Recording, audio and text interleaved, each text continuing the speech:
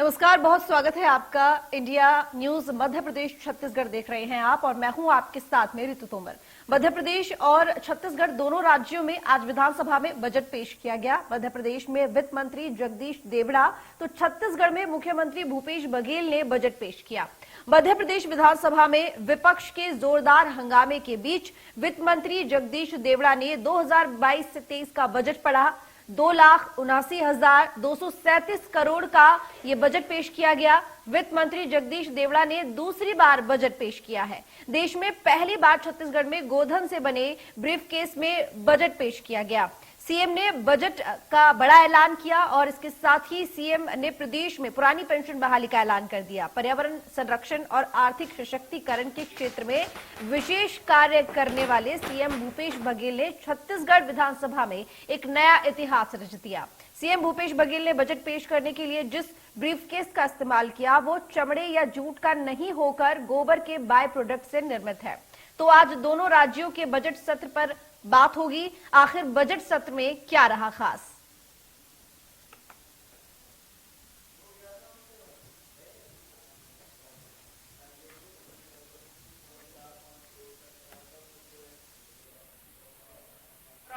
मुख्यमंत्री तीर्थ दर्शन योजना प्रारंभ की गई है, जो काफी लोकप्रिय सिद्ध हुई। इस योजना की अन्य प्रदेशों में एवं राष्ट्रीय स्तर पर सराहना हुई। हमने निर्णय लिया है कि इस योजना को आगामी वित्तीय वर्ष में पुनः क्रियान्वित किया जाए। श्री महाकाल महाराज मंदिर परिसर के विस्तार की परियोजना, जिसकी अनुमानित लागत 700 करोड़ से अधिक है, का क्रियान्वयन प्रगति पर है। इस परियोजना से मंदिर के भव्य और विश्व स्वरूप को एक नई आभा प्राप्त होगी। उस आवाज से जल जीवन मिशन के अंतर्गत नल से पीने का साफ पानी उपलब्ध हो। प्रधानमंत्री उज्ज्वला योजना के अंतर्गत गैस कनेक्शन मिले। स्वच्छ भारत मिशन के अंतर्गत शौचालय की व्यवस्था हो। प्रधानमंत्री ग्राम सड़क योजना, प्रधानमंत्री ग्राम सड़क योजना माध्यम से बारहमासी संपर्क सड़कों का जाल बिछे। ये सब व्यवस्थाएं पूरे पैकेज के रूप में प्रदान करने का संकल्प आपने लिया है। हमारी सरकार गरीबों को आवास उपलब्ध कराने के लिए भूमिहीन परिवारों को आवासीय भूमि का पट्टा प्रदान कर रही है। प्रदेश के लिए यह गौरव की बात है। रोजगार के अवसर बढ़ाने के लिए प्रधानमंत्री शहरी तथा विक्रेता योजना, मुद्रा योजना आदि अनेक योजनाएं संचालित की जा रही है। स्थानीय प्रतिभाओं को उद्यमिता के क्षेत्र में अवसर देने के लिए भोपाल, इंदौर, जबलपुर, ग्वालियर तथा उज्जैन में स्टार्टअप इंक्यूबेशन केंद्रों की स्थापना की गई है। भोपाल व इंदौर में मेट्रो रेल के निर्माण कार्य प्रगति पर है। आम नागरिकों को आवागमन की सुविधा प्रदान करने हेतु पीपीपी मॉडल पर प्रदेश के 15 शहरों में 749 बसों का संचालन किया जा रहा है। अन्य शहरों में लोक परिवहन की सुविधा बढ़ाई जा रही है। वायु प्रदूषण पर नियंत्रण करने के ईंधन वाहनों पर निर्भरता कम करने के लिए ईंधन वाहनों को बढ़ावा दिया जा रहा है। भोपाल, इंदौर एवं जबलपुर में पीपीपी मॉडल पर 217 चार्जिंग स्टेशन स्थापित किए जा रहे हैं। दीनदयाल अंत्योदय रसोई योजना के केंद्रों का विस्तार एवं सशक्तिकरण किया जाएगा। प्रधानमंत्री शहरी पथ विक्रेता योजना, प्रधानमंत्री आवास योजना, शहरी स्वच्छता भारत मिशन, शहरी अमृत मिशन, मुख्यमंत्री शहरी अधोसंरचना, मुख्यमंत्री शहरी पेयजल योजना आदि योजनाएं निरंतर रखी गई है। वन, राष्ट्रीय उद्यानों एवं अभ्यारण्यों के भीतर ग्रामों को एक समयबद्ध रूप से ग्रामीणों की सहमति से अन्यत्र स्थापित किया जाता है। इस हेतु विस्थापन पैकेज की राशि को हमारी सरकार द्वारा प्रति परिवार रुपये 10 लाख से बढ़ाकर 15 लाख किया गया है। पर्यावरण संरक्षण के लिए प्रदेश में बिगड़े वनों के सुधार हेतु सरकार सतत प्रयत्नशील है। हमारी सरकार ने वर्षा ऋतु 2021 में 24,792 हेक्टेयर बिगड़े वन क्षेत्रों में वृक्षारोपण किया है। तो छत्तीसगढ़ के मुख्यमंत्री भूपेश बघेल ने क्या कुछ कहा बजट पेश करने के दौरान, चलिए सबसे पहले वो आपको सुनवाते हैं। प्रदेश भर में अब तक स्वीकृत 10,590 गौठानों में से 8,119 गौठानों का निर्माण पूर्ण हो चुका है।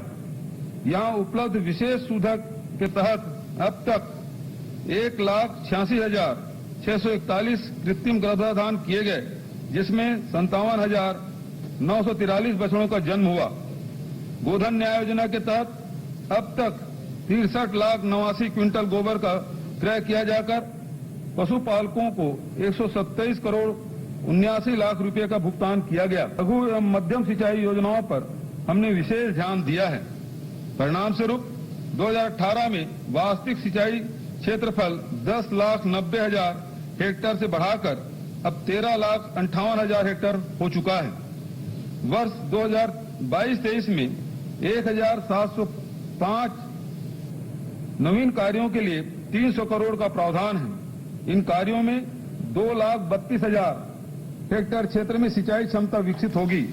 नवीन मद अंतर्गत 249 बृहद कार्य, 53 मध्यम कार्य, 835 लघु सिंचाई कार्य तथा 404 एनीकट एवं स्टाफ डैम निर्माण कार्य शामिल है। इस वर्ष 11 पूर्व माध्यमिक शालाओं को हाई स्कूल में एवं 12 हाई स्कूल को हायर सेकेंडरी विद्यालयों में उन्नयन किए जाने हेतु नवीन मद में प्रावधान है। भवन विहीन 40 हाई स्कूलों, 17 हायर सेकेंडरी विद्यालयों के लिए नवीन भवन का निर्माण किया जाएगा। इसके लिए 50 करोड़ का प्रावधान है। रामकृष्ण मिशन आश्रम नारायणपुर द्वारा संचालित आवासीय विद्यालय कुतुल, कच्चापाल, इरकभट्टी, कुंदला एवं आकाबेड़ा में कर्मचारी आवास एवं अहाता निर्माण हेतु 6 करोड़ 95 लाख का नवीन मद में प्रावधान है। अनुसूचित जाति एवं जनजाति वर्ग के विद्यार्थियों के लिए संचालित भवन विहीन छात्रावास आवासों हेतु 106 भवन का निर्माण किया जाए। अब आपको ग्राफिक्स के जरिए बताते हैं दोनों राज्यों के बजट में क्या रहा खास। सबसे पहले बात मध्य प्रदेश की करेंगे। तो बजट की बड़ी बातें, 2,79,237 करोड़ का बजट पेश किया गया मध्य प्रदेश में। 31 लाख हितग्राहियों को प्रधानमंत्री आवास योजना का लाभ दिया जाएगा। महंगाई भत्ता 20% से बढ़ाकर 31% कर दिया जाएगा। इसके साथ ही बजट में सरकारी कर्मचारियों को भी इसमें तोहफा दिया गया है। डीए 11% बढ़ाकर 31% कर दिया गया है। तो 7 यानी कि 7.5 लाख कर्मचारियों को फायदा होगा और 13,000 शिक्षकों की भर्तियां भी की जाएंगी। तो शिक्षकों के लिए एक अच्छी खबर यह है, भोपाल, इंदौर, जबलपुर में 217 इलेक्ट्रॉनिक व्हीकल चार्जिंग स्टेशन बनाए जाएंगे। सागर, शाजापुर, उज्जैन में 16 प्लांट लगेंगे। भोपाल के बगरौद और बैरसिया में उद्योग पार्क बनाए जाएंगे और गायों की सेवा के लिए नई योजना भी शुरू की जाएगी। ये छत्तीसगढ़ की बजट की बड़ी बातें आपको बताते हैं। यजुर्वेद की पंक्तियों से बजट भाषण की शुरुआत की मुख्यमंत्री ने। राष्ट्रपिता के सपनों को साकार करने पर उन्होंने जोर दिया। छत्तीसगढ़ मॉडल को देश में पहचान मिली है। ये तमाम बातें मुख्यमंत्री ने बजट पेश करने के दौरान कही। इसके साथ ही आपको बता दें 1,12,000 करोड़ से अधिक का बजट पेश किया गया छत्तीसगढ़ में और पुरानी पेंशन योजना की बहाली कर दी गई और ये लागू कर दिया गया। जीडीपी में 11.54% तक की बढ़ोतरी अनुमानित है और राज्य की जीडीपी 4,61,00,000 करोड़ होना भी अनुमानित है। तो 8,000 से ज्यादा कृषि ऋण माफ कर दिया गया। नवा रायपुर में 100 करोड़ की लागत सेवाग्राम की स्थापना की गई। गन्ना खरीदी के लिए 111 करोड़ का प्रावधान किया गया है।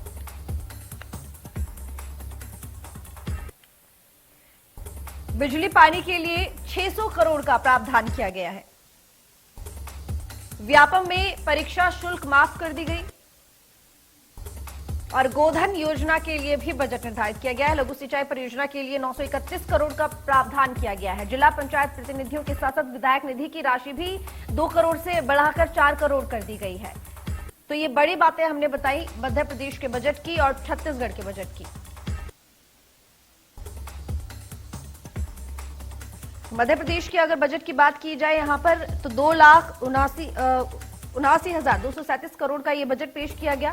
वहीं छत्तीसगढ़ के बजट की बात करें तो 1,05,000 करोड़ से ज्यादा का बजट पेश किया गया है। दोनों ही बजट को लेकर आज हम बात करेंगे, चर्चा करेंगे कि क्या कुछ खास रहा, जनता के लिए कितना सही था बजट और किस वर्ग पर कितना ध्यान दिया गया। ग्राफिक्स के जरिए हम आपको लगातार दिखा रहे हैं मध्य प्रदेश के बजट की बड़ी बातें। इसके साथ ही हमने आपको छत्तीसगढ़ के बजट की बड़ी बातें भी बताई। तो फिलहाल जो आप स्क्रीन पर देख रहे हैं ये मध्य प्रदेश के बजट की बड़ी बातें हैं। गायों की सेवा के लिए भी योजना शुरू की जाएगी, इसकी घोषणा की गई। छत्तीसगढ़ के बजट में सबसे अच्छी बात यह रही कि यजुर्वेद की पंक्तियों से बजट भाषण की शुरुआत की गई और सबसे खास बात यह थी कि मुख्यमंत्री यहाँ पर गोबर से बने ब्रीफ केस को लेके गए। जिस तरीके से देखा जाता है अक्सर कि चमड़े का बना होता है या लेदर का या फिर किसी अन्य यहाँ पर जो सामग्री होती है उसका बना होता है जो बजट का ब्रीफ केस होता है, लेकिन इस बार जो ब्रीफ केस लेके गए मुख्यमंत्री भूपेश बघेल वो गोबर का बना हुआ था। तो ये तस्वीर उसी बजट की है जब वो गोबर के ब्रीफ केस को लेकर पहुंचे बजट पेश करने के लिए। एक इतिहास अपने आप में।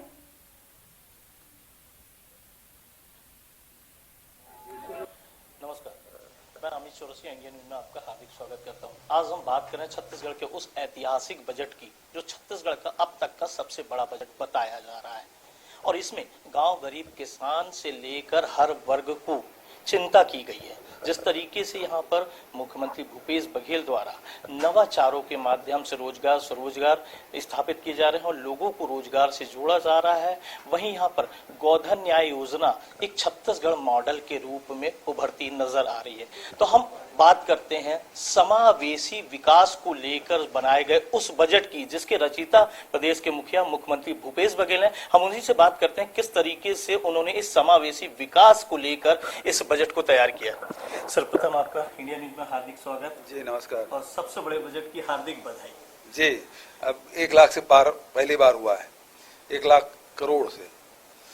इस बजट में सबसे बड़ी चीज रही कि इसमें हर वर्ग को साधा गया है और जो अंतिम व्यक्ति है प्रदेश का उस तक सरकारी योजनाओं को पहुंचाया गया है। तो कैसे किया आपने इस जो सबसे बड़ा बजट जो बना है? ये इस विचार के साथ कि इस बजट में इस राजकोष में सबका हिस्सा है, तो वो हिस्सा उन तक पहुंचना चाहिए, चाहे वो आदिवासी हो, चाहे महिला हो, चाहे अनुसूचित जाति के लोग हों, चाहे युवा हो, चाहे हमारे आदिवासी संस्कृति को बचाने में जिनकी भूमिका रहती है, वो हमारे ध्वजवाहक कह सकते हैं, जिसमें बैगा है, पुजारी है, गुनिया है और भी जो लोग हैं, तो उनकी भी व्यवस्था। और साथ ही अब जो इकोनॉमी को आगे बढ़ा है, तो ग्रामीण हमारे परिवेश में जितने भी वहाँ जो चाहे उत्पादन हो, चाहे दलहन हो, तिलहन हो, धान्य हो और साथ ही लघु उपज हो, उसके प्रोसेसिंग का प्लांट लगाएं ताकि हम उसका वैल्यू एडिशन भी करें, लोगों को रोजगार मिल सके, ज़्यादा कीमत भी मिल सके और उसके लिए सीमार्ट उसके विक्रय की व्यवस्था। तो ये हम इंटीग्रेटेड डेवलप करना चाहते हैं। उत्पादन करने वाले को विक्रय की चिंता नहीं होनी चाहिए, विक्रय करने वाले की चिंता नहीं होनी चाहिए कि क्वालिटी क्या होगा। तो उसमें सारी चीज़ें हम लोग देख रहे हैं और जो बजट में शामिल किया है, उसलिए इंडस्ट्रियल पार्क के लिए 600 करोड़ रुपए का हमने व्यवस्था की। जो भूमिहीन श्रमिक है उसके लिए भी 7,000 बढ़ा कर दिया।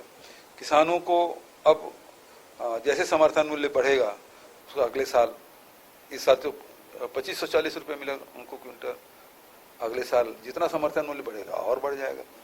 तो किसान के लिए भी है। शहर के विकास के भी पूरा ध्यान रखा गया है। स्कूल, कॉलेज, मेडिकल कॉलेज और इंफ्रास्ट्रक्चर तैयार करना, स्वामी आत्मानंद अंग्रेजी माध्यम स्कूल, हिंदी माध्यम स्कूल, उसकी भी व्यवस्था। विधायकों के क्षेत्र विकास निधि में 2 करोड़ के बजाय 4 करोड़ कर दिया गया। उसके साथ साथ जो पुरानी पेंशन कर्मचारियों की जो डिमांड थी उसको भी हमने लागू कर दिया। एक सबसे बड़ी चीज है कि भूपेश बघेल हमेशा नवाचारों के लिए जाने जाते हैं। जिस तरीके से गोधन न्याय योजना आज देश में प्रचलित हुई है और छत्तीसगढ़ मॉडल की लीड करती नजर आ रही है और यहाँ पर आज जब आप पहुंचे तब आपने एक गोबर से बना हुआ बैग भी लेकर आए थे और पिछली बार जिस तरह आपने एक जो आपका राज्य का एक पंछा था उसके साथ आए थे। तो इन नवाचारों में कैसे आप इस बजट को देखिए, इसमें गोबर से भी कैसे पैसा कमाया जा सकता है छत्तीसगढ़ ने कर दिखाया। गोबर हमारे लिए कितना महत्वपूर्ण है और कितना कीमती है, चाहे वो घर में उपयोग करने लिपाई पोताई की बात, पवित्रता की बात हो, चाहे पूजा में हम गौरी बनाते हैं तब उसकी बात हो, चाहे हम खेत में डाल के अपनी जमीन के स्वास्थ्य को ठीक करते हैं, उर्वरा शक्ति बढ़ाते हैं, तो हमारे लिए कितना महत्वपूर्ण है गोबर। तो उससे फिर गोबर से बना हुआ आज ब्रीफ केस लेकर आए। सबसे बड़ी चीज है कि यहाँ पर जो विपक्ष ने इसे ढोल का पोल और सफेद हाथी का बजट बताया है, तो इसे आप किस तरह ले रहे हैं? रमन सिंह तो 15 साल मुख्यमंत्री रहे, 15 साल में एक आध बार सरप्लस बजट प्रस्तुत किया। हमने तो चौथे साल में सरप्लस बजट कर दिया, जबकि कोरोना काल था, केंद्र से हमको सहयोग नहीं मिला, उसके बावजूद ही सरप्लस बजट हमने प्रस्तुत किया। और वो भी रमन सिंह कभी 1 लाख करोड़ तक नहीं पहुंचा पाया, हम 1,04,000 करोड़ का बजट प्रस्तुत किया। तो ये थे मुख्यमंत्री भूपेश बघेल, जिन्होंने बताया कि यहाँ पर 1,04,000 करोड़ के बजट से सरकार 2022-23 में एक तरह से पूरे प्रदेश को का जो गढ़बो नवा छत्तीसगढ़ का नारा दिया गया है, उस नारे को चरितार्थ करती नजर आएगी। कैमरामैन अभिषेक डटसेना के साथ अमित चौरसिया, इंडिया न्यूज, रायपुर।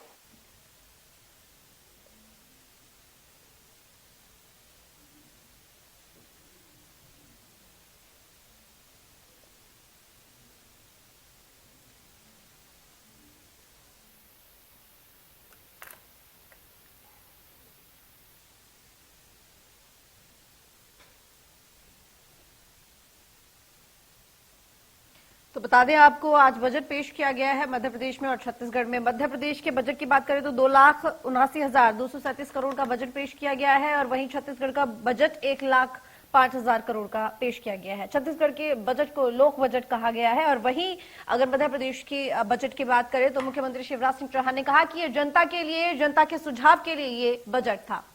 इसी के साथ चर्चा की शुरुआत करेंगे। तमाम मेहमान हमारे साथ जुड़े हुए हैं। सबसे पहले स्वागत करेंगे राजेश सहलौत का, जो कि अर्थशास्त्री हैं। स्वागत है आपका इंडिया न्यूज पर राजेश जी। नितिन भंसाली जुड़े हुए हैं, कांग्रेस प्रवक्ता, आपका स्वागत नितिन जी इंडिया न्यूज पर। अमित चिमनानी जुड़े हुए हैं, नेता बीजेपी, आपका भी स्वागत अमित जी इंडिया न्यूज पर। डॉक्टर तपेश चंद्र गुप्ता जुड़े हुए हैं, अर्थशास्त्री हैं, वो भी हमारे साथ जुड़े हुए हैं इंडिया न्यूज पर। स्वागत आपका तपेश जी। स्वाति जोशी हमारे साथ जुड़ी हुई है, समाजसेवी हैं, स्वागत आपका स्वाति जी इंडिया न्यूज पर। प्रवीण शर्मा हमारे साथ जुड़े हुए हैं, वरिष्ठ पत्रकार हैं, स्वागत है आपका प्रवीण जी इंडिया न्यूज पर। सबसे पहले मैं आपके पास आऊंगी राजेश जी। देखिए, आज मध्य प्रदेश का बजट भी पेश हुआ है, छत्तीसगढ़ का बजट भी पेश हुआ है। छत्तीसगढ़ के बजट की बात करें यहाँ पर तो उन्होंने कहा कि ये लोक बजट है, सभी के लिए बजट है और काफी अच्छा बजट है। मध्य प्रदेश के बजट की बात करें तो उन्होंने कहा कि ये जनता के लिए, जनता के सुझाव से ये बजट बनाया गया है, जो कि जनता की बेहतरी के लिए है। आपका क्या कहना है, दोनों ही बजट में क्या खास और कितना जनता के लिए वो लाभदायक है और अच्छा है?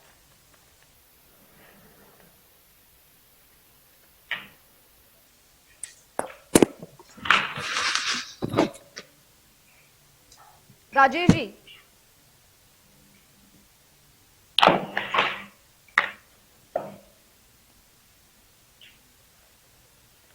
मेरी आवाज आ रही है? बिल्कुल राजेश जी, आपकी आवाज आ रही है, सवाल कीजिए।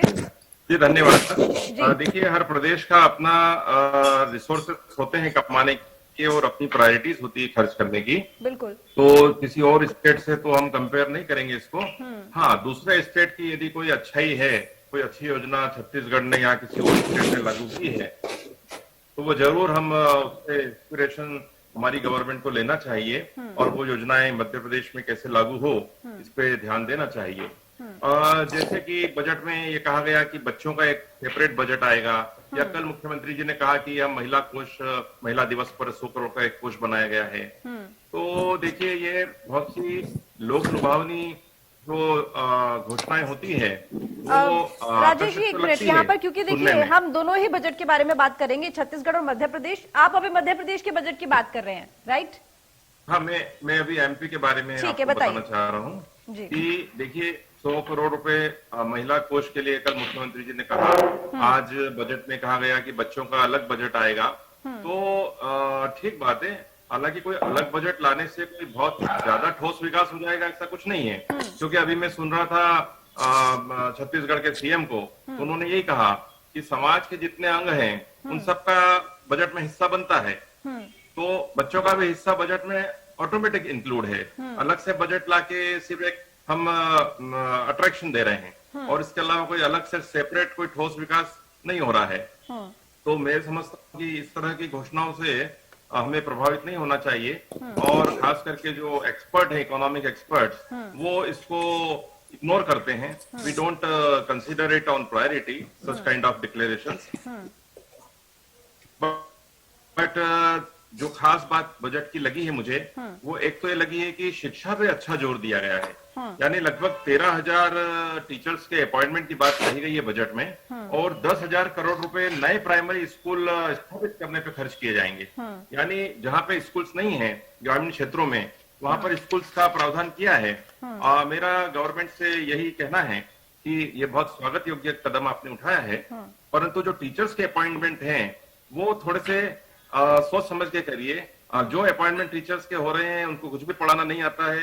वहां पे सरकारी स्कूल में कोई अच्छी फैमिली का बच्चा जाना ही नहीं चाहता है, क्योंकि वहाँ क्वालिटी ऑफ एजुकेशन नहीं है। तो जो सिलेक्शन ऑफ टीचर्स है वो सिर्फ एम्प्लॉयमेंट देने के व्यू पॉइंट से नहीं होना चाहिए, उनके बराबर स्क्रीनिंग हो, टीचर्स अपॉइंट हो, और एजुकेशन स्टैंडर्ड पे मॉनिटरिंग हो, लगातार सुपरविजन हो कि बच्चों का क्या डेवलपमेंट हो रहा है, ये सब उसमें होना जरूरी है। मैं एक और बात नोटिस कर रहा था कि टोटल बजट 1,71,000 करोड़ के आसपास है मध्य प्रदेश का, और उसमें 28% इंफ्रास्ट्रक्चर पे खर्च करने का प्रावधान किया है। ये बहुत स्वागत योग्य है। इट्स ए वेलकम स्टेप कि इंफ्रा पे और 4,000 किलोमीटर नई सड़कें बनेगी, और कई प्रकार के औद्योगिक पार्क्स डिक्लेयर किए हैं गवर्नमेंट ने, नए औद्योगिक पार्क। लेकिन नए औद्योगिक पार्क डिक्लेयर करने के साथ सरकारी मशीनरी को इस बात का भी अंदाजा होना चाहिए कि पुरानी इंडस्ट्री की सब्सिडी तो रिलीज हो नहीं रही है, सारी सब्सिडी फाइलें अटकी पड़ी है। जब फंड हमारे पास है नहीं, हम ऑलरेडी जो है लगभग 2 लाख करोड़ के कर्जे में फंसे हुए हैं। तो ऐसी स्थिति में कुछ भी हम नई योजना लाते हैं तो पुरानी बैकलॉग का क्या करेंगे? हमारा इतना बड़ा बैकलॉग चल रहा है पुराना, सैकड़ों फाइलें पड़ी अटकी पड़ी हैं सब्सिडी की, कोई सब्सिडी रिलीज हो नहीं रही है। तो साथ में गवर्नमेंट के पास चुनौती है कि कर्जे से भी बचना है। 2 लाख करोड़ रुपया कर्जा कैसे चुकेगा? कहीं न कहीं टैक्स पेयर्स पे बाहर आएगा उसका। तो आप कर्जे लेके और रेवड़ी बांटो तो ये तो कोई भी सरकार कर सकती है। तो हमें यहाँ पे भी कंट्रोल करना होगा। धन्यवाद जी। ठीक, मैं आपके पास आऊंगी तपेश जी। अब देखिए, हमने मध्य प्रदेश के बजट को लेकर सुना, आप छत्तीसगढ़ के बजट को लेकर क्या कहना चाहेंगे? कितना सही रहा, कितना खास रहा, और वाकई में जिस तरीके से इसको लोक बजट कहा जा रहा है, क्या ये इस लोक बजट लायक, कहने लायक ये बजट था? हाँ, देखिए 2-3 बातें महत्वपूर्ण रही। सबसे पहली बात, जो मुख्यमंत्री जी ने पहले योजना प्रारंभ की, गौधन योजना, जिसके अंतर्गत नरवा गरवा घुरवा बाड़ी इन्होंने चालू की, उसके बजट में किसी प्रकार की कोई कमेटी नहीं की, कटौती बिल्कुल नहीं हुई, वही योजना चल रही। और उस योजना के उन तथ्यों को समझाने के लिए मुख्यमंत्री जी स्वयं गोबर का सूटकेस बनाते हुए, गोबर की पोटली में बांधते हुए अपना बजट पेश किया है। एक प्रकार से गौ सौगंध जिसको कहते हैं, उस प्रकार के बजट को लेके आए। इस कारण उन्होंने पूरी कल्याणकारी योजना बनाई, लेकिन किसी बजट के एक अच्छे रूप में प्रस्तुत होने के साथ साथ उसमें विनियोजन की भी व्यवस्था होनी चाहिए, पूंजी विनियोजन की व्यवस्था होनी चाहिए। कल्याणकारी योजनाओं से आप लोगों की, वो कहा जाए कि लोकप्रियता हासिल कर सकते हैं, पर विकास के पथ में आने के लिए उसमें विनियोग, पूंजी विनियोग, नए सड़क का निर्माण, नए उद्योगों की स्थापना, हितग्राहियों को दिए जाने वाली सुविधाओं में नए हितग्राहियों का जुड़ना और हितग्राहियों का संतुष्ट होना, ये दोनों चीजें बहुत ही महत्वपूर्ण होता है। अब जो 2-3 वर्षों से कोरोना काल के बाद स्थिति जन्म ली, उसके बाद से जो स्वास्थ्य पर ध्यान दिया गया, जो नगर निगम नगर पालिकाओं ने जो सेवा की उसके लिए जो धनराशि दिया गया, शिक्षा के विकास के लिए जो कार्य किया गया, ये निश्चित तौर पे प्रशंसनीय है। लेकिन अभी भाई साहब बता रहे थे कि अगर हम शिक्षकों की भर्ती करें, मैं दूसरी चीज कहता हूं, योग्यता और दक्षता किसी की कमजोर नहीं होती। हर शिक्षक योग्य और गुणवान होता है। हम उसे हतोत्साहित करते हैं उसके समय पे वेतन मानना देकर, हम उनको समय पर उनकी जो कहा जाए कि व्यक्तिगत दावे हुआ करते हैं, चाहे उसका टीए बिल हो, चाहे वो उसका मेडिकल बिल हो, चाहे वो उसका प्रोविडेंट फंड का निकासी का हो, ये सब चीजों को हमें ध्यान देना होगा। शिक्षक के पास अपने आय के सिवाय और अपने त्याग के सिवाय उसके पास समाज में मुट्ठी भर, थोड़ी सी गुट्ठी भर इज्जत बची है। आज के डेट में एक तहसीलदार, नायब तहसीलदार भी कॉलेज के प्रोफेसरों को चमका के चले जाते हैं। तो ये जो चीजें हो रही है, जो शिक्षकों को और अध्यापकों को या प्राध्यापकों को जो सम्मान देने का है वो बजट से नहीं दिया जा सकता, उसे एक आंचल से दिया जा सकता है। जैसे मुख्यमंत्री जी गोबर का सूटकेस लेके आके गौधन का सम्मान रखे, वैसे ही शिक्षकों का सम्मान सिर्फ 5 सितंबर को न किया जाए, इसको जीवन चरित्र में स्वीकार किया जाए तो शिक्षा के विकास के साथ साथ संस्कृति का एक स्थापना होगी, जिसके लिए बजट की आवश्यकता नहीं होगी। बजट पे चर्चा हो रही है, मैं ये कहूंगा पूंजी विनियोजन की ओर, स्थायी विकास की ओर ध्यान अब देना होगा। जन कल्याण के काम किए, हमने देखिए ग्रामीण योजनाओं का भरपूर लाभ उठाया है, इन्होंने ग्रामीण योजनाओं पे पूरे बजट को डाल दिया और निश्चित तौर पे ग्रामीण विकास से प्रदेश का विकास होगा, लेकिन शहरी विकास की ओर भी हमें कुछ ध्यान देना होगा। यानी कि तपेश जी आपका ये कहना है कि शहरी विकास की तरफ ध्यान कम था, ग्रामीण योजनाओं की तरफ, ग्रामीण विकास की तरफ ये बजट ज्यादा रहा। ठीक, चलिए मैं आपके पास आऊंगी। देखिए छत्तीसगढ़ को लेकर यहाँ पर तपेश जी ने जिस तरीके से कहा कि सारा ध्यान सिर्फ ग्रामीण विकास की तरफ दे दिया गया, लेकिन शहर की तरफ कोई ध्यान नहीं है इस बजट में। ध्यान है, शायद मुझे ऐसा लगता है कि बजट की कॉपी को पूरी तरीके से पढ़ा नहीं गया है। हमारा इस वर्ष के बजट की बात ही, इस वर्ष की क्या चौथा बजट है हमारा कांग्रेस की सरकार बनने के बाद।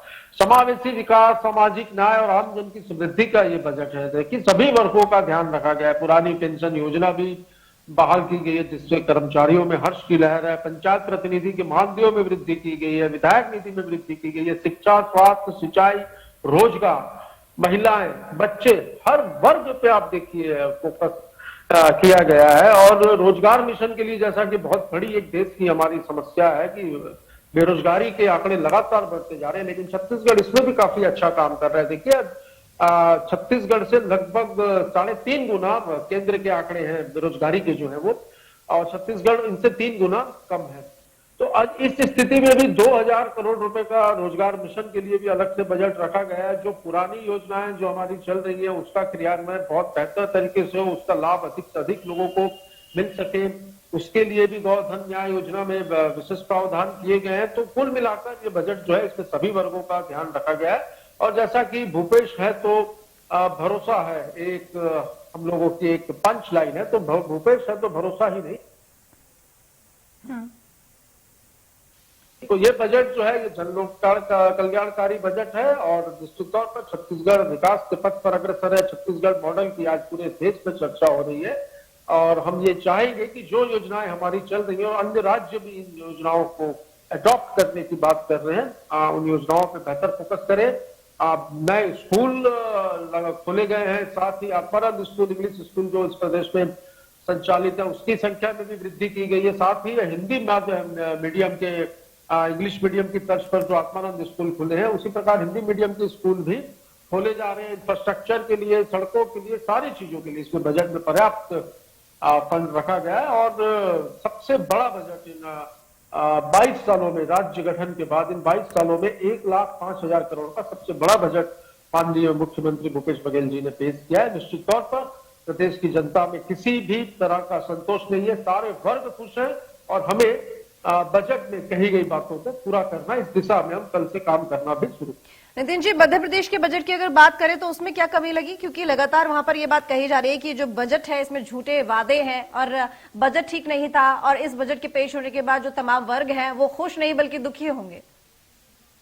देखिए मध्य प्रदेश में तो ऐसा है कि ये शिवराज सिंह है जो कि मामा है, वो तो कहते हैं कि मैं मध्य प्रदेश का तो मामा हूं ही हूं, यूपी का भी मामा हूं, तो जगत मामा बनने के फिराक में है। अब ये जो है ये जो कुछ करते हैं वो मोदी जी के निर्देश पर करते हैं या ऊपर में बैठे जो इनके आका है उनके निर्देश पर करते हैं। तो मोदी जी ने क्या कहा था, आज देश की क्या हालत है किसी से नहीं छुपी है। चाहे 2 करोड़ लोगों को रोजगार देने की बात हो, चाहे 15 लाख रुपए खाते में आने की बात हो, चाहे रोजगार देने, खाते में पैसे आने, महंगाई कम। नितिन जी देखिए, मोदी जी की बात छोड़िए, अभी सिर्फ मध्य प्रदेश के बजट की बात कीजिए। मोदी जी ने क्या कहा क्या नहीं कहा, देखिए वो तो बात की बात है। अभी हम यहाँ पर बात कर रहे हैं सिर्फ मध्य प्रदेश के बजट को लेकर। मैंने आपसे सवाल किया, आप उसकी बात कीजिए कि शिवराज सरकार ने जो बजट पेश किया उस बजट में आखिर कांग्रेस को क्या कमी लगी? देखिए, अब उस बजट को मैंने पूरी तरीके से पढ़ा नहीं है। अव्वल तो 5:30 से 6 की डिबेट थी आपकी, और मैं खुद कार ड्राइव करते करते आपके वीडियो को ऐसा हाथ में मोबाइल को लेकर अपने ऑफिस तक के मैं पहुंचा हूं। और मैंने ये कहा भी था कि आप जो डिबेट का टाइम है ये थोड़ा सा या तो आगे कर दीजिए या फिर आप वो करिए। चलिए ठीक है, कोई बात नहीं, आपको इस बारे में जानकारी नहीं है, कोई बात नहीं। अमित जी के पास में आऊंगी। अमित जी, देखिए बीजेपी की बजट को लेकर लगातार ये कहा जा रहा है, मध्य प्रदेश का जो बजट पेश किया है, कि इसमें देखिए एक तो ये जो बच्चों के लिए बजट पेश किया गया है ये सिर्फ सजावटी है। जब हम मैं बताता हूँ, बच्चों वाली बात याद आ गई। बच्चों के लिए हमने भी किया है, लेकिन हमने कोई अलग से बजट बनाकर कोई ऐसा नाटक नौटंकी नहीं की है। हमने सारी योजनाओं को। चलिए नितिन जी, आप नाटक नौटंकी कह रहे हैं, अमित जी जवाब दीजिए, नाटक नौटंकी करके आपने बजट पेश किया है मध्य प्रदेश? बोल लूं जरा, अनुमति हो आप लोगों की? बोलिए अमित जी। पहली बात है, मैं छत्तीसगढ़ से बैठा हूं, छत्तीसगढ़ के भाजपा प्रतिनिधि के रूप में, तो मैं छत्तीसगढ़ की बातें आपकी अनुमति से पहले रखता हूं। ठीक है, चलिए रखिए। मुझे लगता है छत्तीसगढ़ का बजट जो आज प्रस्तुत हुआ उसमें कांग्रेस ने इस बात की पुष्टि कर दी है कि इन्होंने अपने घोषणा पत्र को किसी कूड़ेदान में डाल दिया या किसी तकिए के नीचे दबा दिया। अब मैं जब ये सवाल पूछूंगा और बारी आएगी कांग्रेस के प्रवक्ता की, तो वो इधर उधर घुमाएंगे, केंद्र पे चले जाएंगे, पता नहीं कहाँ जाएंगे, लेकिन प्रदेश की जनता तो सुन रही है। कहाँ गई यूनिवर्सल हेल्थ स्कीम जिसका आपने वादा किया था? आपका प्रतिनिधिमंडल बैंकॉक गया था आपकी सरकार बनने के बाद। हर व्यक्ति को आपने कहा था 20 लाख रुपए का हम मेडिकल का क्लेम देंगे, 1 रुपया आपने नहीं दिया। दूसरा, 9,000 करोड़ का बेरोजगारी भत्ता लंबित है, तो युवाओं को आपने भत्ता नहीं दिया। संपत्ति कर आपको हाफ करना था, आपने 1 रुपए का प्रावधान नहीं किया। 2019 से लेमरू प्रोजेक्ट पेंडिंग है आपका, हाथियों ने आतंक मचा रखा है छत्तीसगढ़ में, आपने घोषणा पत्र में भी वादा किया। तो घोषणा पत्र में वादे के चौथे साल भी अगर आप अपने वादे को 1 रुपए का आवंटन नहीं करते, तो मुझे लगता है कांग्रेस के प्रवक्ताओं को चुप्पी साध लेनी चाहिए और कह देना चाहिए कि हम जो है झूठे वादे करके सरकार में 2 साल का। ठीक है अमित जी, मैं लौटूंगी आपके पास। मैं अभी प्रवीण जी का रुख करूंगी। प्रवीण जी, मुझे एक बात बताइए, देखिए आज दोनों ही जगह बजट पेश किए गए हैं, मध्य प्रदेश और छत्तीसगढ़, और दोनों ही तरफ के नेताओं को अपना अपना बजट तो बहुत अच्छा लग रहा है, लेकिन मैं आपसे जानना चाहूंगी, अगर दोनों बजट की बात की जाए, चाहे मध्य प्रदेश की हो या छत्तीसगढ़ के बजट की हो, तो किस तरह का बजट रहा है? देखिए नीतू जी, जो मध्य प्रदेश का बजट है इसको आप मान सकते हैं कि सभी वर्गों को स्पर्श करने की कोशिश की गई, सभी वर्गों को खुश करने की बात की गई है। और दूसरी तरफ अगर आप छत्तीसगढ़ के बजट की बात करेंगे, उसको देखें, उसमें ग्रामीण क्षेत्रों से जुड़ी योजनाओं पर ज़्यादा फोकस किया गया है। जो गांव से जुड़ी योजनाएं हैं, जो उनके पुरानी योजनाएं और नई योजनाएं दोनों को पैकेज दिए गए हैं, तो मुझे लगता है कि एक सर्वस्पर्शी जो बजट होना चाहिए था उसका अभाव छत्तीसगढ़ में नजर आ रहा है।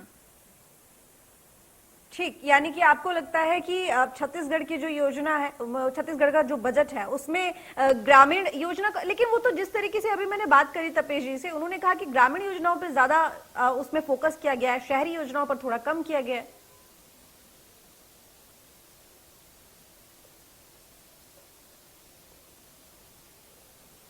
हेलो जी प्रवीण जी, मेरी आवाज मिल रही है आपको?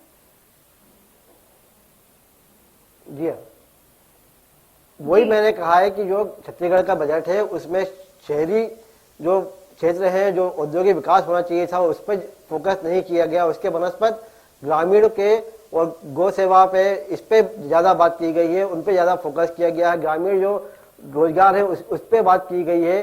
और जिस ढंग से वहाँ के जो भूपेश बघेल जी, मुख्यमंत्री जी, अपना बैग लेके आए गोबर से बना हुआ, ये कहीं ना कहीं दिखाता है कि जो उनके गोबर से जो जुड़े हुए उनके प्रोग्राम है उसको बढ़ावा देने की कोशिश की जा रही है। और जो शहरी विकास होना चाहिए, जो शहरों का विकास होना चाहिए था, उसमें इंफ्रास्ट्रक्चर पे ज़्यादा जोर होना चाहिए था। नया राज्य है, अभी 20 साल हुए उसके बने हुए, तो मुझे लगता है कहीं ना कहीं जो एक बैलेंस होना चाहिए था ग्रामीण और शहरों के बीच में, वो बैलेंस उनके बजट में आज भी नजर नहीं आ रहा है। ठीक प्रवीण जी, लेकिन इसके साथ ही देखिए, जिस तरीके से आपने कहा मध्य प्रदेश बजट को लेकर कि सभी वर्गों पर ध्यान दिया गया है, देखिए बहुत अच्छी कुछ चीजें उसमें रही हैं, देखने को जो मिली है। एक तो अच्छी बात यह है कि कोई भी यहाँ पर अतिरिक्त कर नहीं लगाया गया है, लेकिन बात अगर महंगाई की करें तो महंगाई को कम करने के लिए आखिर क्या कदम उठाया गया बजट में? अगर वहां बात करें हम भर्तियों की, चलिए शिक्षक भर्तियों के लिए उन्होंने कहा कि भाई इतनी भर्तियां की जाएंगी, लेकिन इसके अलावा जो अन्य क्षेत्र हैं उनके लिए क्या, वो युवा क्या करेगा, कहाँ जाएगा? अन्य क्षेत्रों में भी अगर आप पूरा बजट देखेंगे, आप ये ना सोचें कि मैं किसी बजट की तारीफ कर रहा हूँ या मतभेद से बैठा हूँ तो इसकी सरकार की तारीफ कर रहा हूँ। अगर आप देखना चाहेंगे तो जो है रोजगार के अलावा, शिक्षकों के अलावा उन्होंने कई सेक्टर में भी रोजगार की बात कही है वित्त मंत्री ने अपने बजट में। और जो इंफ्रास्ट्रक्चर की बात कही गई है, डेवलपमेंट की बात की गई, जो काम चलेंगे, जो योजनाएं दी गई हैं, उससे भी कहीं ना कहीं अप्रत्यक्ष रूप से रोजगार लोगों को मिलेगा। जो इतनी योजनाएं बनाई गई है आदिवासियों के लिए, उसमें भी कहीं ना कहीं जो जंगलों से और जुड़े हुए लोग हैं, आदिवासी वर्ग है, उसके लिए अलग अलग योजनाएं बनाई गई हैं। उसका भी लाभ लोगों को मिलेगा, रोजगार के रूप में मिलेगा और अप्रत्यक्ष रूप से प्रत्यक्ष रूप से लोग इससे जुड़े रहेंगे। ठीक, प्रवीण जी देखिए एक बात और, छत्तीसगढ़ में हमने देखा कि पुरानी पेंशन बहाल कर दी गई, लेकिन मध्य प्रदेश में नहीं की गई। सबसे पहला जो राज्य बना वो राजस्थान बना जिसने पुरानी पेंशन बहाल कर दी, और यही आशा की जा रही थी कि छत्तीसगढ़ के बजट में भी यही कुछ देखने को हमें मिलेगा। आखिर मध्य प्रदेश को क्या दिक्कत है? क्योंकि लगातार कर्मचारी ये मांग कर रहे हैं कि उनकी पुरानी पेंशन बहाल कर दी जाए, तो आखिर बीजेपी को क्या परेशानी थी? वो भी कर सकते थे, क्यों नहीं हुआ ऐसा? कहीं ना कहीं एक मांग है कि उन्होंने डीए बढ़ाया है, अभी उसको बैलेंस किया है कि कर्मचारियों की मांग है और ये बड़ा मुद्दा है। ये आगे भी इस मुद्दे पे प्रदेश में हलचल दिखेगी। कर्मचारी इसको आंदोलन करने के उसमें जुटे हुए हैं तैयारियों में। तो मुझे लगता है कि ये क्योंकि मिशन 2023 की तैयारी शुरू हो गई है तो और सरकार को समय के कम मिला है काम करने के लिए, 2 साल की सरकार है अभी, तो अभी से तैयारी इलेक्शन बजट की शुरू कर दी गई है। तो हर वर्ग तक पहुंचने की कोशिश में ये कहीं एक छूट रहा है ये वर्ग। मुझे लगता है कि सरकार मतलब प्रवीण जी ये जो बजट था 2023 को देखते हुए उसकी तैयारी में ये बजट पेश किया गया है। स्वाति जी आपके पास आऊंगी। देखिए समाज सेवी आप हैं, आपको कितना लगता है कि कितना कल्याणकारी मध्य प्रदेश का बजट रहा है और छत्तीसगढ़ का बजट रहा है? बजट के हिसाब से देखा जाए तो आम महिलाओं के अंदर आपका गैस सिलेंडर है उसके भाव में कोई कमी नहीं आई है। आम इंसान को अगर घर का खर्चा चलाने के लिए जो छोटी मोटी चीजों की जो जरूरतें हैं बिजली के अंदर है उसके अंदर कोई कमी नहीं आई है। जो पेट्रोल का भाव है उसमें कोई कमी नहीं आई है। हाँ, जो फायदा हुआ है स्टूडेंट्स को हुआ है और इंफ्रास्ट्रक्चर को हुआ है, गांव में हुआ है। आम इंसान को कितना फायदा हुआ है? मतलब आम इंसान के लिए कुछ नहीं किया। स्वाति जी बाकी बाकी बच्चों के लिए उन्होंने जो कदम उठाए हैं वो वाकई में सराहनीय है। लेकिन स्वाति जी देखिए गवर्नमेंट का तो कहना है कि उन्होंने सभी वर्गों का ध्यान रखा है और सभी वर्गों के लिए उन्होंने बल्कि जनता से पूछकर, जनता से इस बारे में राय मशवरा करके उनकी राय लेकर ये बजट पेश किया गया है। और आप कह रही हैं कि इसमें जनता के लिए कुछ नहीं है। चलिए ठीक है, मैं तपेश जी के पास आती हूँ। तपेश जी आप बताइए, जिस तरीके से अभी हमने स्वाति जी से बात करी, उन्होंने कहा कि मध्य प्रदेश का जो बजट है उसमें जनता के लिए तो कुछ भी नहीं है, मतलब आम जनता के लिए कुछ नहीं है। देखिए मैं मध्य प्रदेश का भी बजट देख रहा था और दोनों का तुलनात्मक रूप से अध्ययन कर रहा था। दोनों जगह पे अलग अलग विचारधारा के या कहा जाए प्रतिद्वंदी सत्तासीन है। निश्चित तौर पे विचारों में एक प्रकार की परिपक्वता और समाज और प्रदेश की संरचना के हिसाब से एक ही प्रकार की आवश्यकता होना आवश्यक नहीं। तरीके से मैं आपसे बात कर रही थी पहले, मैंने आपको कहा था यहाँ पर कि अगर मध्य प्रदेश की बजट की बात करें तो ये कहा जरूर गया है यहाँ पर कि ध्यान रखा गया है हर वर्ग का और इसके साथ ही जनता से पूछकर जनता के लिए ये बजट बनाया गया है। लेकिन वहीं जनता भी यही कह रही है कि अगर हम यहाँ पर महंगाई को देखें तो महंगाई को लेकर कोई यहाँ पर प्रावधान हमें बजट में देखने को नहीं मिला है। यहाँ पर यह देखा गया कि भर्तियां तो कर दी गई है लेकिन हर वर्ग अगर हम देखें तो भर्तियों को लेकर शिक्षकों के लिए तो है, बाकी अन्य वर्ग कहां जाए। आप नए औद्योगिक क्षेत्रों की बात कर रहे हैं लेकिन पुराने औद्योगिक क्षेत्रों को अगर हम देखें, जिस तरीके से तपेश जी ने कहा कि उनको लेकर भी तो काम कीजिए। कोरोना में आधे से ज्यादा लोग ऐसे हैं जिनकी सैलरी आधी हो गई है, उनके लिए आपने क्या किया है? कुछ इस तरह की चीजें हैं जिनको बिल्कुल दरकिनार किया गया है इस बजट में। प्रवीण जी। रितु जी, मैंने आपसे पहले भी कहा कि सारे सेक्टरों को टच करने की कोशिश की गई है इस बजट में। और मध्य प्रदेश सरकार ने या कहे मुख्यमंत्री शिवराज जी ने जो है पहले आम जनता से उसमें सजेशन मांगे, से सुझाव मांगे, फिर अपने विधायकों से सुझाव मांगे। तो मुझे लगता है कि जो सुझाव आए हैं कंपाइल होने के बाद जो विधायकों ने दिए हैं अपने सुझाव, उसको आधार बनाते हुए योजनाएं बनाई गई हैं, जो घोषणाएं की गई हैं उसमें कहीं ना कहीं की गई जो है इसको शामिल किया गया है। आप देखेंगे इसमें नवाचार भी है, इसमें रोजगार, स्वास्थ्य और शिक्षा और महिला, आदिवासी, जल, जंगल, पानी, मकान, सबकी व्यवस्था, सबके संबंध में कुछ ना कुछ देने की कोशिश की गई है। सबको शामिल किया गया है बजट में अपने आय व्यय के ब्यौरे में। अगर आप बात करें कि रोजगार, तो एक बड़ा सेक्टर दिख रहा है शिक्षा, जहां आज 13,000 पदों पर भर्ती करने की बात की गई है। दूसरे भी 6,000 पद और दिख रहे हैं जो कि विभिन्न सेक्टरों में शामिल किए जाएंगे। कर्मचारियों को टच किया गया है, तो मुझे नहीं लगता कि बहुत जो है किसी वर्ग को छोड़ने की कोशिश की गई है। जहां तक आप बात कर रही है महंगाई की, जिस तरीके से लग रहा है कि आपको बजट तो काफी पसंद आया, आप मुझे एक बात बताइए, 10 में से कितने नंबर देना चाहेंगे आप बजट को? अगर आप नंबरों की बात करेंगे, क्योंकि इसमें कई चीजें छूट रही हैं, फिर भी मैं अगर देखूं जो जिस ढंग से योजनाएं बनाई गई हैं, घोषणाएं की गई हैं, उसमें कहीं ना कहीं 10 में से 7 और 8 नंबर मिल सकते हैं मध्य प्रदेश सरकार को। ठीक, चलिए बहुत शुक्रिया आपका इंडिया न्यूज के साथ जुड़ने के लिए। तमाम मेहमानों का बहुत धन्यवाद इंडिया न्यूज के साथ इस चर्चा में जुड़ने के लिए। देखिए, बजट दोनों ही सरकारों ने पेश किया है, चाहे वो छत्तीसगढ़ हो या फिर मध्य प्रदेश हो, और दोनों ही सरकार अपने बजट को कल्याणकारी बजट बता रही है। लेकिन देखने वाली बात यह है कि आम जनता को ये बजट कितना पसंद आया है। फिलहाल आज की इस चर्चा में बस इतना ही, तब तक के लिए देखते रहिए इंडिया न्यूज। मध्य प्रदेश, छत्तीसगढ़ की हर खबर सीधे आपके मोबाइल फोन पर। अभी सब्सक्राइब करें हमारा चैनल और पाएं पल पल की खबर।